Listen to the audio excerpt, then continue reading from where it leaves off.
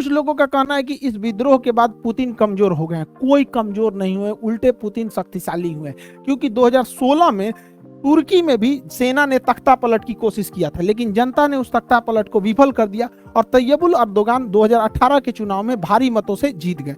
इसका मतलब जब कभी भी राष्ट्र पर विकट संकट आता है तो उसी राजनीतिक पार्टी को लोग वोट देते हैं जो पहले से सत्ता में है, क्योंकि जब राष्ट्र भावना जुड़ जाती है तो लोग दूसरे को नहीं देखते हैं। ऐसा 1999 में भी हुआ था जब चेचन्या हुआ था। चेचन्या अभी जो चेचन लड़ा के पुतिन के फेवर में, चेचन्या में जब विद्रोह हुआ था तो लोग पुतिन का भी साथ दिए थे और उसी के बाद पुतिन को सत्ता में दिया गया।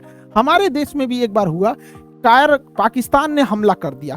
पाकिस्तान का यह कायराना हमला जो था हमारे सोते हुए सीआरपीएफ के जवानों पर हुआ था फरवरी में। इतना बुरा वो दिन था और हमारे जवान वहां शहीद हो गए। इसके बाद हम लोगों ने सर्जिकल स्ट्राइक किया।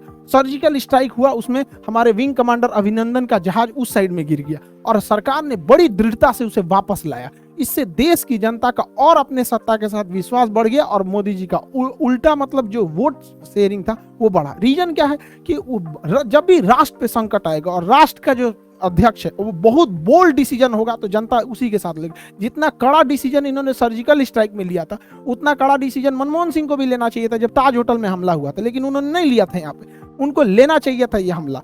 तो बहुत जबरदस्त।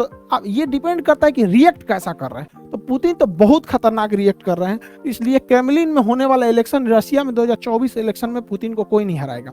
और दूसरा बात, पुतिन का शक्तिशाली होना, रसिया का शक्तिशाली होना जरूरी है, क्योंकि रसिया अगर कमजोर होगा तो रसिया के पास केवल एक ही दोस्त बचेगा, चाइना, और रसिया चाइना के गोद में बैठ जाएगा, क्योंकि चाइना के पास पैसे की कोई कमी नहीं है। और चाइना पे रसिया गया तो दिक्कत है, क्योंकि हमारे इंडियंस का 70% हथियार जो है वो रसिया से है। हमारी पूरी डिफेंस इंडस्ट्री रसिया पे है, इसलिए रसिया का शक्तिशाली होना जरूरी है, वरना वो चाइना के गोद में बैठ जाएगा। और चाइना के गोद में पहले से पाकिस्तान बैठा हुआ है।